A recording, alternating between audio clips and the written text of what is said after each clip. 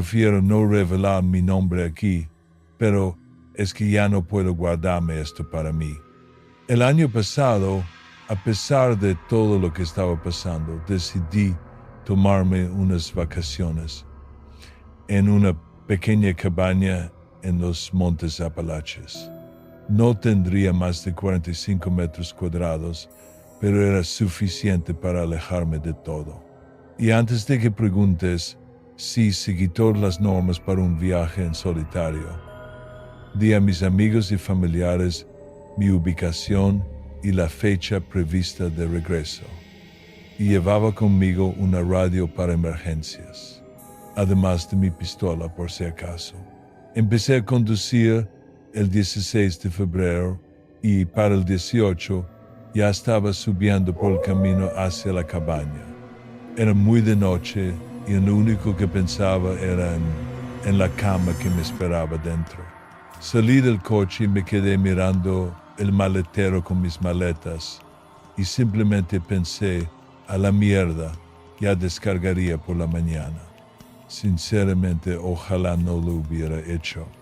Mientras subía al porche de la cabaña, con los escalones de madera crujiendo bajo mis pies y el eco perdiéndose en el bosque que me rodeaba, oí algo que sonaba como un chasquido.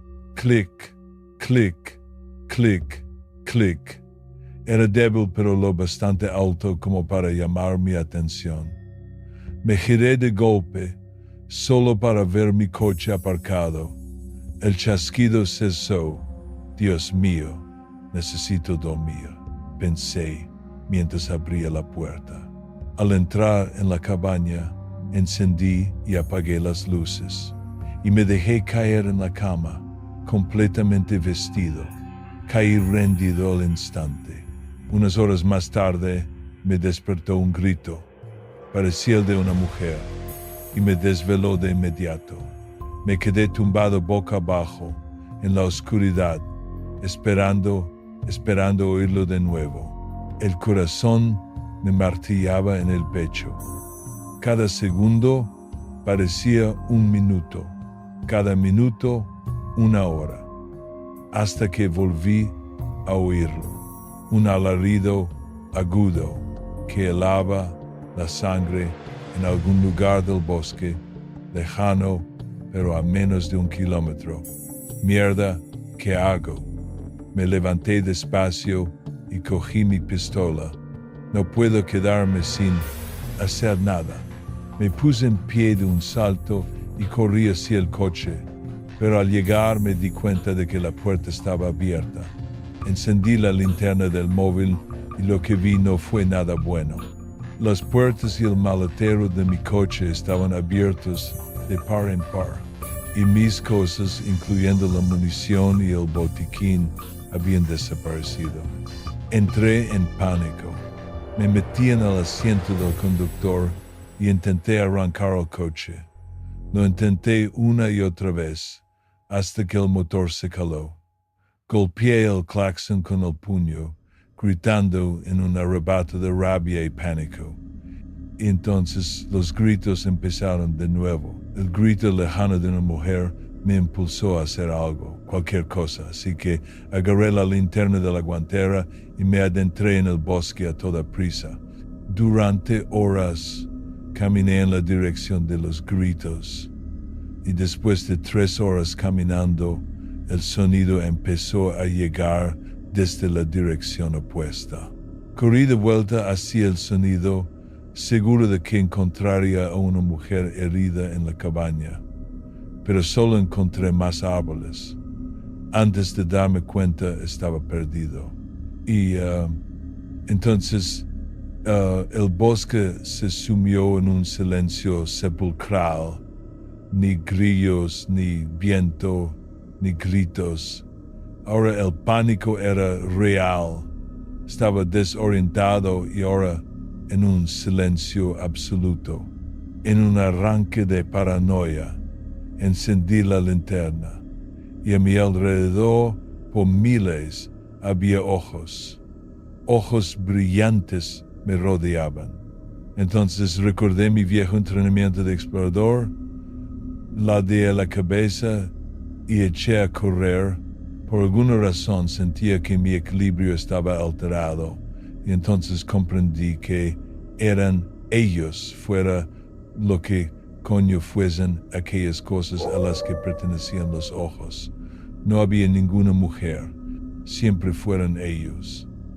Corrí tan rápido como pude, los oía seguirme, el golpeteo húmedo de unas patas, el repiqueteo de pezuñas, el batir de alas, todo detrás de mí. Pronto llegué a un río y entonces aceleré con todas mis fuerzas. Los pulmones me ardían, el corazón a punto de estallar. Corrí durante lo que parecieron horas y de repente tropecé con un pequeño pueblo. Las luces de una modesta gasolinera fueron mi salvación. Corrí hacia la luz de las farolas y me giré hacia el bosque, apuntando con mi pistola y la linterna. Los ojos permanecieron en el linde del bosque, observándome fijamente.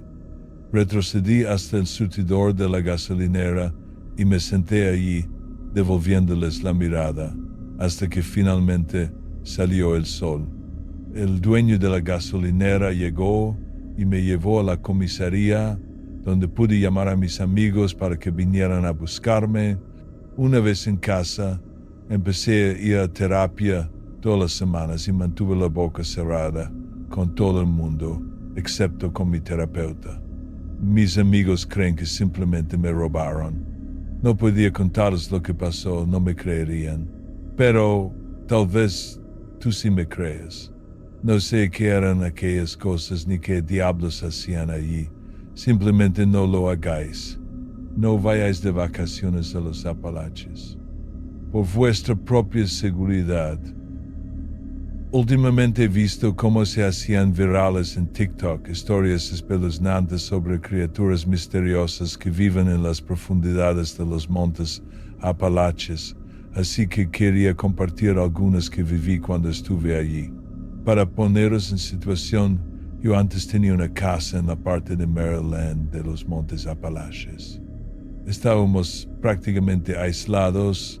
El vecino más cercano quedaba a unos 25 kilómetros, así que o hacíamos grandes viajes para abastecernos en el supermercado más próximo, que estaba aún más lejos, o cazábamos nuestra propia comida. Se me olvidó mencionar que mi madre siempre había soñado con tener una casa o una cabaña en lo más profundo del bosque, así que decidimos instalarnos allí para que mi hermana y yo pasáramos el verano. El caso es que alternábamos entre ir de casa y hacer los viajes para buscar provisiones. Ahora empezaré a contar las historias. La primera ocurrió cuando mi madre y yo salimos a caminar por el bosque y a los 20 minutos de empezar la ruta encontramos un parque de atracciones abandonado con temática del salvaje oeste llamado Ghost Town. En cuanto llegamos nos invadió una sensación extraña que no soy capaz de describir con palabras. Fue como si de repente hubiera aparecido de la nada frente a nosotros. Y no más de 15 minutos después, encontramos un enorme hospital abandonado. No lo supimos hasta que terminó nuestra estancia. Pero esos dos edificios eran el Ghost Town Village de Carolina del Norte y el manicomio Trans-Allegheny de Virginia Occidental. Empezamos en Maryland, de alguna forma acabamos en Carolina del Norte, luego llegamos a Virginia Occidental y volvimos a Maryland en menos de 2 horas. Y todo el tiempo estuvimos rodeados de bosque, sin cruzar ni ver una sola carretera. Eso fue solo el principio de los sucesos extraños que pasaron. La siguiente historia es de cuando mi madre nos llevó a mi hermana y a mí a por provisiones. Mientras conducíamos vimos un hombre con una chaqueta gruesa, gafas, un pasamontañas cubriéndole la cara y un casco de ciclista, haciendo autostop con el pulgar levantado.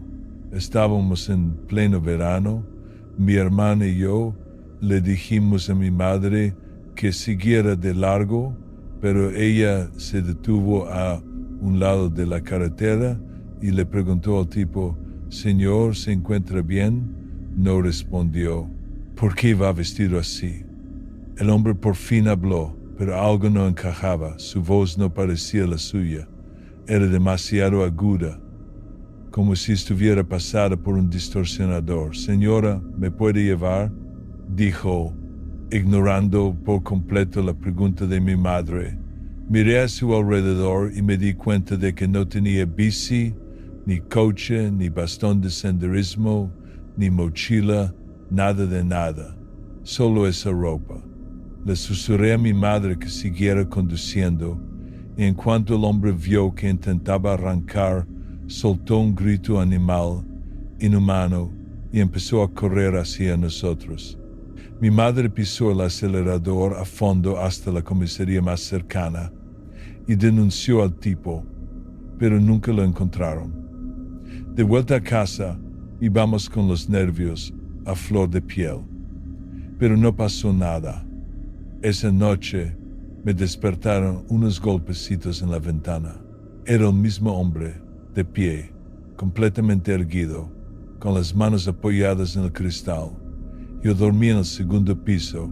Esta vez no llevaba las gafas de sol. Tampoco tenía ojos. En el momento en que me di cuenta, aquello se desplomó al instante, y cuando me asomé a la ventana para buscarlo, no vi nada. Ni hombre, ni criatura, ni nada, como si se hubiera desvanecido. Estaba tan conmocionada y asustada que me escondí bajo las sábanas el resto de la noche, a pesar de que ya tenía 16 años. De vez en cuando asomaba la cabeza para asegurarme de que no había vuelto. Por la mañana se lo conté a mi madre, pero tampoco es que pudiera hacer mucho. La policía nunca lo encontraría y mis padres no iban a salir a buscarlo. Fue aterrador, pero nada comparado con la siguiente historia. Se me olvidó mencionarlo, pero teníamos un perro llamado Max. Era un Golden Retriever, súper amigable, y nos ayudaba a recoger los animales que cazábamos. Un día estaba de casa con mi padre.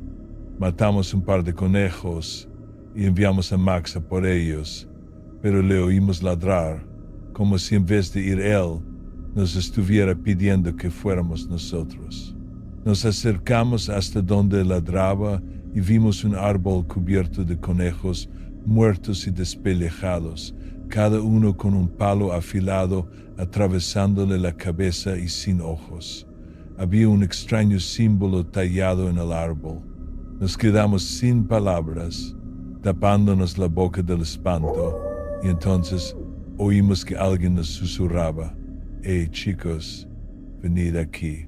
Le pusimos a Max su correa de emergencia y corrimos hacia casa tan rápido como pudimos.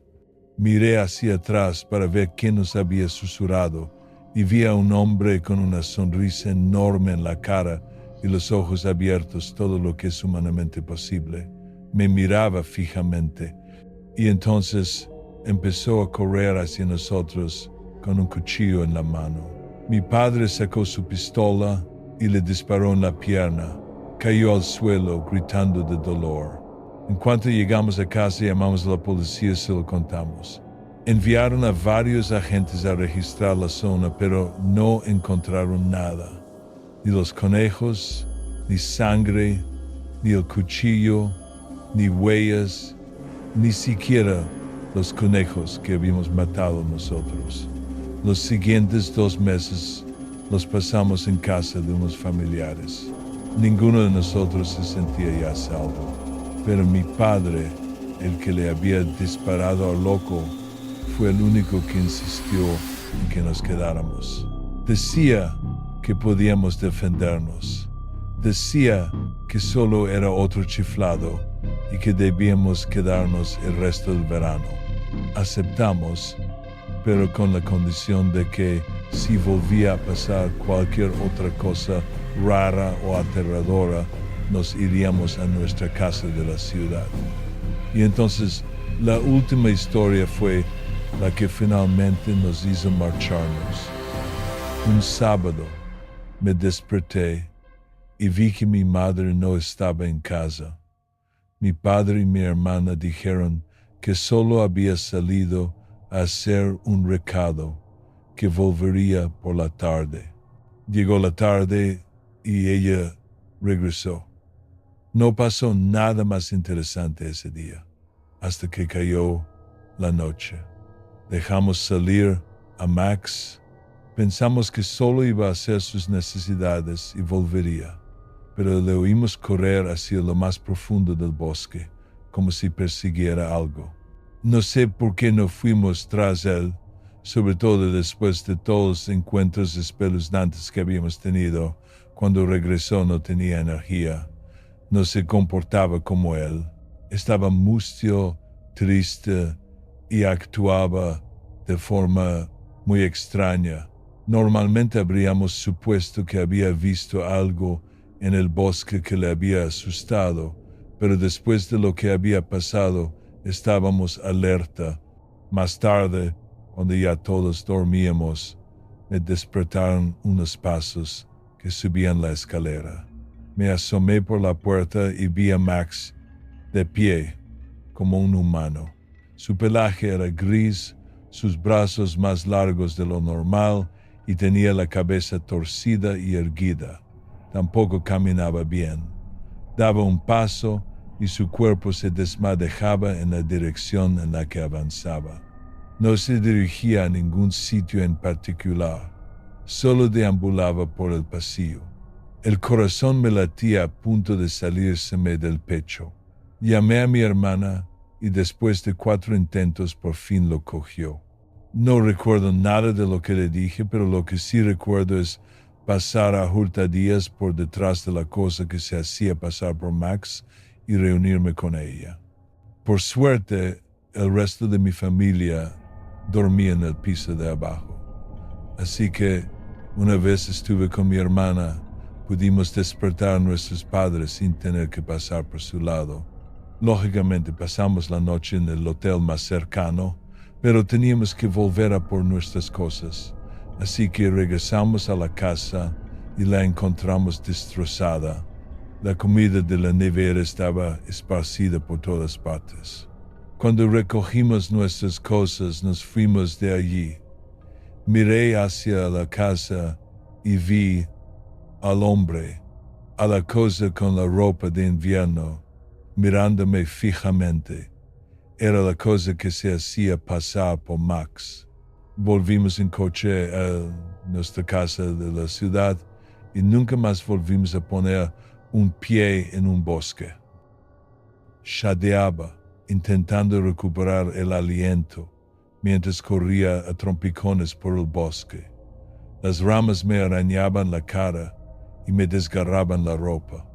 El corazón me martillaba en el pecho, amenazando con reventarme las costillas en cualquier momento. Detrás de mí podía oírla, o más bien a la cosa que se había hecho pasar por ella, corriendo a toda velocidad por la maleza, con una agilidad y una gracia inhumanas. Todo había empezado de una forma tan inocente. Mi novia y yo queríamos escapar de la ciudad y pasar un tiempo en la naturaleza, así que habíamos planeado un viaje de acampada a las montañas Apalaches. Habíamos caminado durante horas hasta llegar a un lugar recóndito en lo profundo del bosque, donde montamos la tienda e hicimos una hoguera. Hablamos, reímos y compartimos historias bajo el cielo estrellado, disfrutando de la pacífica soledad de la naturaleza. Pero entonces algo cambió. Fue sutil al principio, pequeños detalles que no terminaban de encajar. Su forma de moverse, su forma de hablar, la forma en que me miraba, con unos ojos oscuros e inquietantes que parecían reflejar algo distinto a una emoción humana. Intenté ignorarlo, convencerme de que solo eran paranoias mías, pero a medida que avanzaba la noche, las señales se hicieron cada vez más evidentes.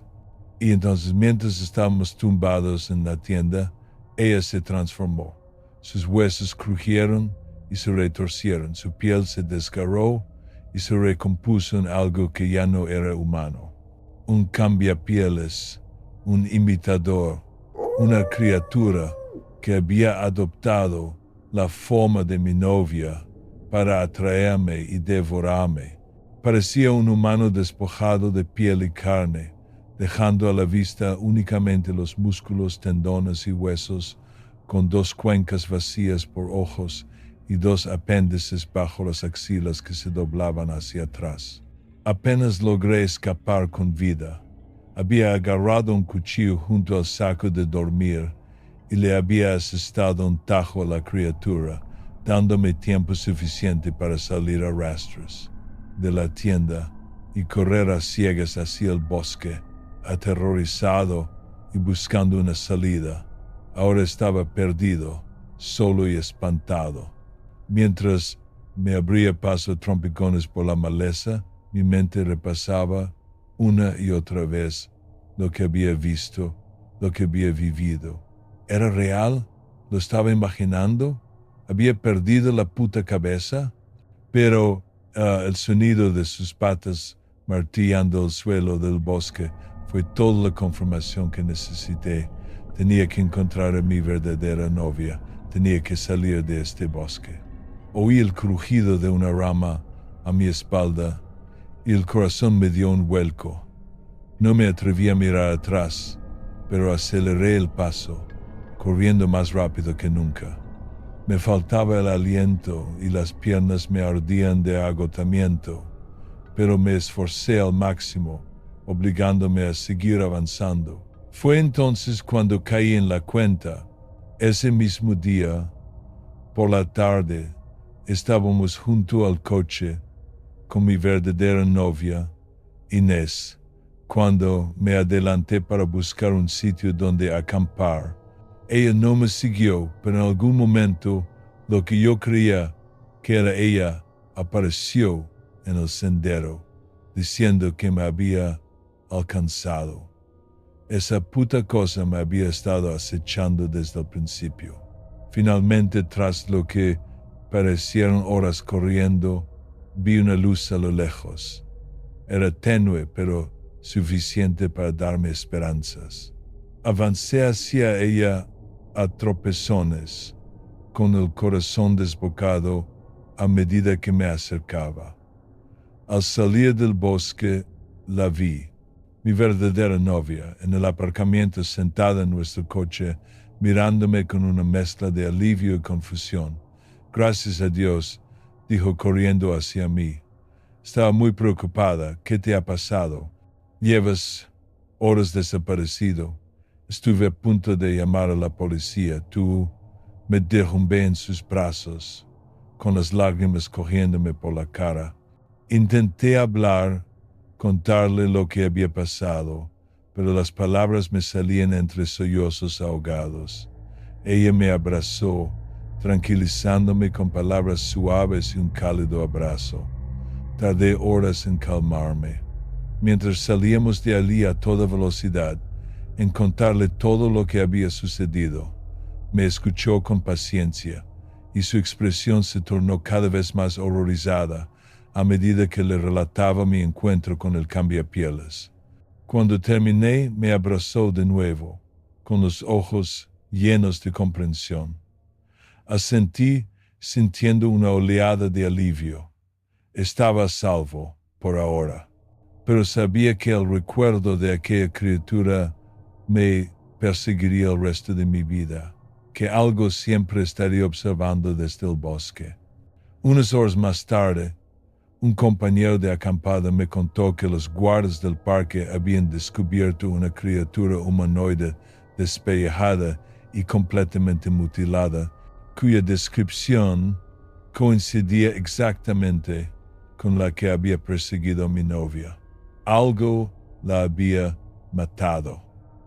Me encontré con un hombre pulcro, tranquilo y bien vestido, que sostenía una máscara de gas en lo más profundo de los Apalaches, tal cual lo dice el título. Qué mal rollo, en serio. Y no, esto no pasó hoy, ni siquiera ayer. No, pasó hace un par de años. Así que ahí estaba yo en las entrañas de los montes Apalaches recolectando plantas silvestres, o sea, buscando hierbas, raíces y otras plantas valiosas para vender. Pero sobre todo buscaba ginseng. La temporada del ginseng va del 1 de septiembre al 30 de noviembre, por donde yo andaba, Virginia Occidental. Así que, para que os hagáis una idea, hacía frío y las hojas pasaban del rojo a la muerte. Sabía que podría toparme con más gente intentando echarle el guante a algo de ginseng, así que decidí ir más tarde, no al anochecer, pero un par de horas antes. Era un trabajo deprisa y corriendo. La temporada de recolección estaba acabando y yo quería entrar y salir lo más rápido posible. Empaqué lo mínimo y me adentré tan rápido y tan profundo como pude. Durante la primera hora, más o menos, no vi ni un alma. Busqué por los alrededores, con los ojos clavados en el suelo del bosque, intentando localizar las señales inconfundibles del ginseng.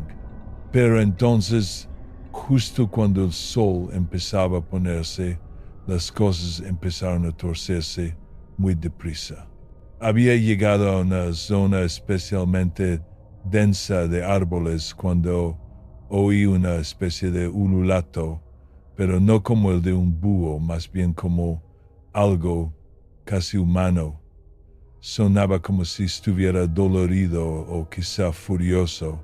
Volvió a sonar y me di la vuelta en redondo, intentando ver a través de los árboles, maldiciéndome en silencio por no haber traído el chaleco reflectante.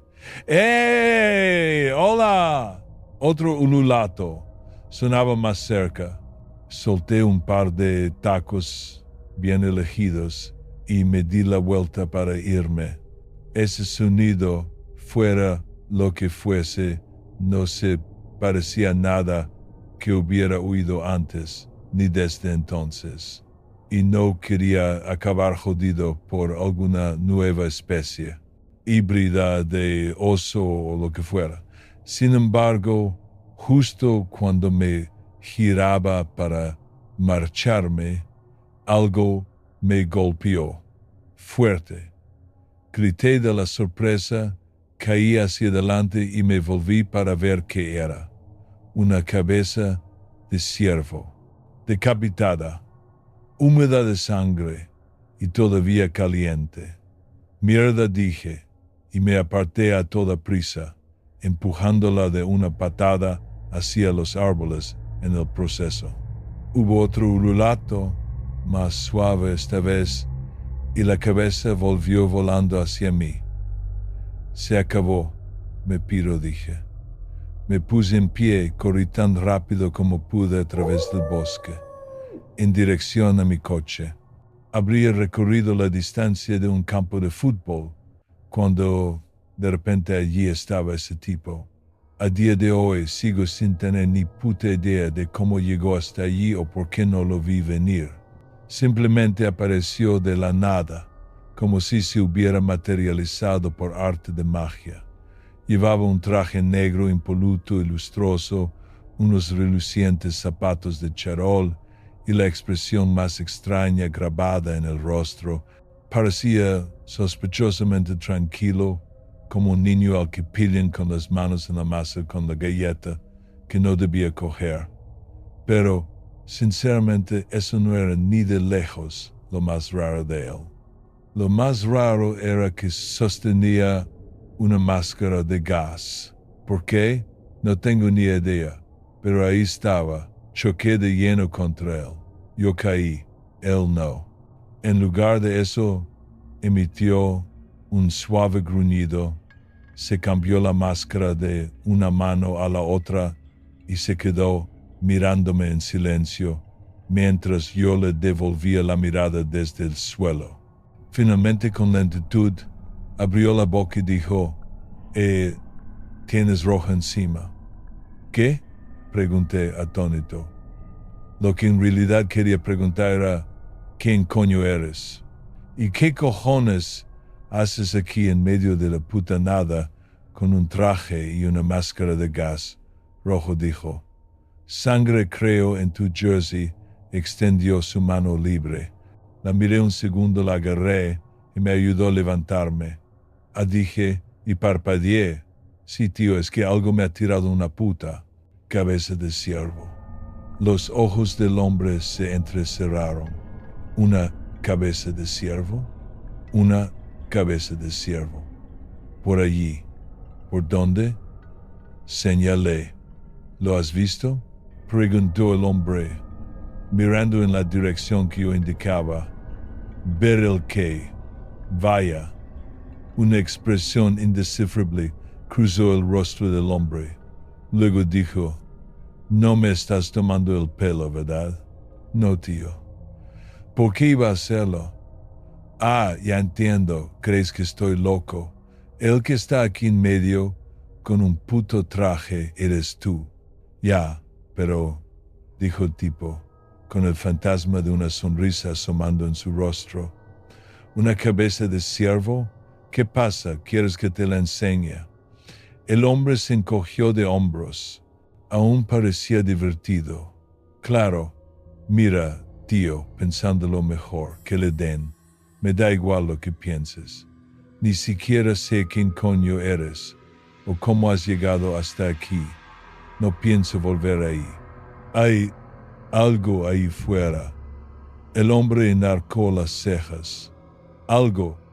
Ya lo sé, ahora suena aún más loco, pero otro ululato, demasiado fuerte esta vez.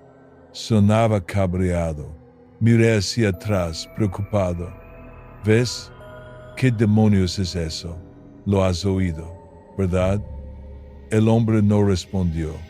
Me di la vuelta con la boca abierta, listo para decir algo más, pero el hombre se había esfumado. Joder, esfumado. De nuevo, no lo oí ni lo vi moverse. En un segundo estaba ahí y al siguiente, ¡puf!, desaparecido. Hola, ninguna respuesta. Oye, tío, ¿ahora eres tú el que me está tomando el pelo o qué? Seguía sin haber respuesta. Entonces, un golpe sordo, tan fuerte que casi me muero del susto. Algo golpeando la base de un árbol. Era una puta máscara de gas. Su máscara de gas. Estaba destrozada y cubierta de algo que se parecía mucho a vómito o bilis. El ululato se alzó de nuevo, más fuerte que nunca, y entonces como un cuchillo al rojo, vivo, cortando la piel, dos detonaciones rasgaron el aire. Disparos, un doble toque, y esa cosa que ululaba gritó. Ni siquiera miré a mi alrededor. No tenía sentido. En vez de eso, chillé como un crío y me largué de allí por patas. Y por patas quiero decir que me cagué vivo y corrí todo el camino de vuelta a mi coche, me zambullí dentro y salí de allí quemando rueda. Todavía no tengo ni idea de qué demonios me tiró esa cabeza de ciervo, de cómo coño se las arregló ese tipo para caminar por los bosques de los Apalaches sin mancharse ni con una puta mota de barro, o de qué fue de él al final. Quiero decir, sí, podéis pensar que el tipo solo me estaba vacilando, pero no estoy tan seguro. Sinceramente creo que estaba pasando algo más extraño. Aquel día en ese bosque había algo más aparte de mí y de aquel hombre impecablemente vestido, algo que no era del todo humano ni del todo animal. Algo lo bastante fuerte para arrancarle la cabeza de cuajo a un ciervo adulto y lo bastante listo para luego juguetear con ella como si fuera un puto balón de fútbol. Quizá incluso algo con los pies muy grandes. Al final, sin embargo, no sé realmente lo que era y no sé si lo sabré alguna vez. Todo lo que puedo hacer es especular y seguir compartiendo mi historia por si alguien más ha vivido algo parecido. Pero hay una cosa que puedo decir con total certeza, que le joden al bosque. Las siguientes entradas de diario fueron halladas en los archivos del estado de Nueva York en Albany. Son las últimas 6 anotaciones de Carlos Villamar, un agente de la corona que transportaba un mensaje del gobernador de Nueva York al gobernador de Maryland. Viajaba con un guía indio Mohawk, al que se refería únicamente como nuestro guía indio, sin mencionar jamás su nombre, y con un irlandés llamado señor Fletcher que servía de intérprete. Tomaron una escarpada ruta a través de los montes Apalaches. Sus razones para elegir un camino tan poco ortodoxo nunca fueron explicadas. Las primeras anotaciones eran de poca importancia. El mensaje que debían entregar nunca fue revelado en el diario de Villamar. Todo lo que se decía era que era de suma importancia y solo para los ojos del gobernador. Es al 4º día de su viaje cuando los relatos se tornan interesantes. 3 de julio de 1712, mi querida Loretta. Nuestro viaje ha sido arduo desde que dejamos la seguridad de las murallas de Schenectady. Este territorio está más boscoso de lo que jamás pude imaginar. Las vistas, sin embargo, son espectaculares. Las escarpadas colinas, cubiertas por un manto verde, parecen desplegarse sin fin sobre el horizonte. Por la mañana se tiñen de azul bajo los cielos despejados y apenas se distingue dónde termina el cielo y comienza la tierra. El señor Fletcher y nuestro guía indio han estado hablando con más frecuencia últimamente. Empiezo a sentir que hay cosas que no me cuentan sobre el camino que nos aguarda. Se han vuelto recelosos, escudriñando constantemente las colinas circundantes como si nos observaran. Supuse que simplemente buscaban osos, pero algo ha cambiado. Quizás sea solo mi mente inquisitiva rellenando los huecos de la extraña lengua india. Con todo mi amor, Carlos. 5 de julio de 1712, mía querida Loretta. Apenas puedo escribir después de lo que presenciamos hoy. Al salir de un claro, nos topamos con 2 árboles solitarios de gruesas ramas que se extendían en todas direcciones. Para nuestro espanto, encontramos 2 cadáveres sin vida colgando de los árboles, sus rostros desfigurados y putrefactos, mientras los cuervos negros picoteaban su carne. Fue terrible, Loretta. A juzgar por sus casacas blancas, eran franceses. ¿Qué hacían en esta parte del país? No podría decirlo, pero está claro que a alguien no le agradó su presencia. Nuestro guía indio se puso muy alterado al verlos, insistiendo en que diéramos media vuelta. Fletcher dice que no paraba de hablar de los gigantes que merodean por estas tierras y de cómo esto era una advertencia de que entrábamos en su territorio. Fletcher estaba tan afectado como nuestro guía, divagando en su lengua irlandesa sobre gigantes y otras bestias de las fábulas de su vieja tierra. Los irlandeses son tan supersticiosos como los nativos de este país. Apenas puedo culparlos tras haber visto una escena tan espantosa pero hay una explicación perfectamente lógica. No dudo de que esto fue obra de los indios de la zona, tal vez incluso de los Mohawks u otras tribus hostiles a los franceses. Probablemente estarían dispuestos a ayudarnos si compartimos enemigos. Aún así, no puedo evitar sentir pena por estos hombres. Un cristiano merece al menos una sepultura decente, y si el tiempo no apremiara, habría insistido en que se la diéramos. Tu amado esposo, Carlos. 8 de julio, mi Loretta. Los últimos días no han sido más que un parloteo incesante sobre fantasmas, monstruos y bestias de leyenda. El señor Fletcher encajaría sin problemas con los nativos de este país.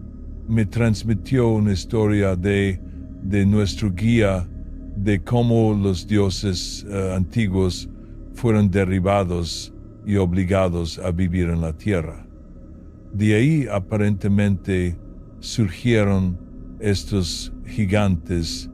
Me reí cuando oí la historia por primera vez y cuestioné al irlandés sobre su valía como cristiano. Cuenta la historia que los gigantes aúllan lamentando su destino. Viven en las montañas para estar más cerca de los cielos, donde antes moraban, y para mantenerse alejados de los humanos, a quienes consideran inferiores. Con los años se volvieron oscuros y retorcidos, odiando todas las cosas y maldiciendo a los nuevos dioses y a los humanos que los adoran.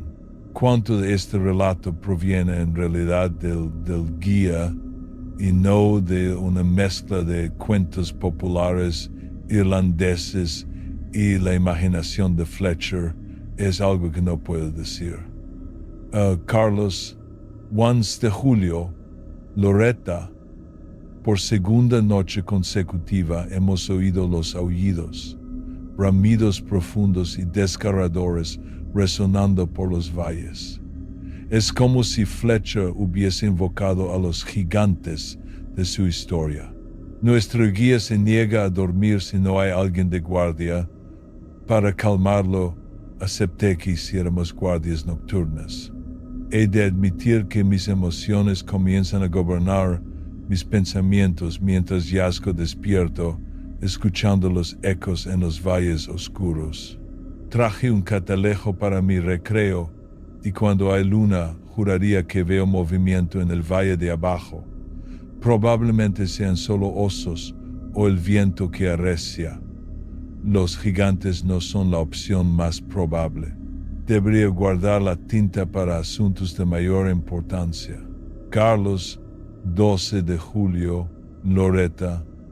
Aunque no me inclino a creer en gigantes, estoy convencido de que hay algo peligroso en estas montañas.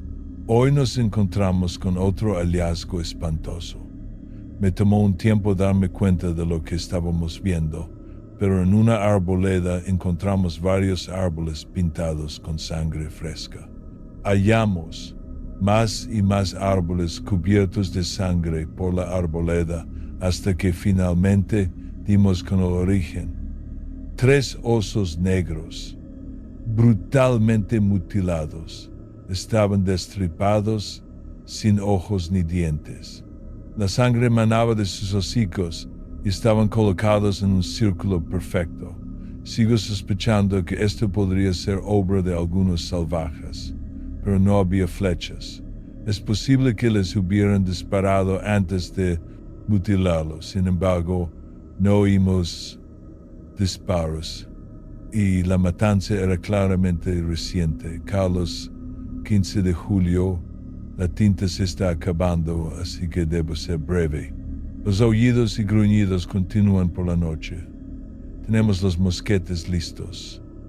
Nuestro guía nos ha asegurado que no conoce ninguna tribu que habite estas tierras. Fletcher le ha preguntado si sería más seguro regresar. Le dijo a Fletcher que no importaba, que una vez que los gigantes te ven no hay escapatoria. Mi misión es urgente y no tengo más opción que seguir adelante.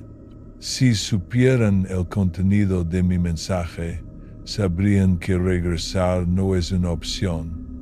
16 de julio, nuestro guía indio ha desaparecido. No sé a dónde. Pasamos todo el día buscándolo. Fletcher afirma conocer un camino para bajar de la montaña, y no tengo más remedio que seguirlo, pues no conozco estas tierras. Desde allí encontraremos una ruta más convencional. 17 de julio, temprano, esta mañana encontramos, no estoy seguro de cómo explicarlo, lo que parece ser un órgano colgando de la rama de un árbol. No soy médico, así que no sé qué órgano es. Los aullidos continúan. El suelo tiembla por la noche. La luna no se ha dejado ver en días, por lo que mi catalejo es inútil. Hicimos una descarga de mosquetes como advertencia para quien quiera que esté ahí fuera. 19 de julio, Loretta. Esta es mi última anotación. La tinta casi se ha agotado. Anoche vimos unos ojos en la distancia, de un rojo sangre. Se acercaban, desaparecieron cuando disparamos, pero los aullidos nunca cesan. Cada noche están más cerca. Tienes todo mi amor, Carlos. Esta es la última entrada que figura en los archivos. Encontré registros de un Carlos Villamar que confirman que fue un agente del rey Jorge trabajando en América. No existen más pruebas sobre el contenido del mensaje que entregaba o sobre su viaje a través de los Apalaches. No hay registro de un señor Fletcher o de un indio que trabajara con Carlos Villamar. No existe ninguna otra evidencia en el archivo sobre qué pudo haber causado la desaparición de Carlos Villamar.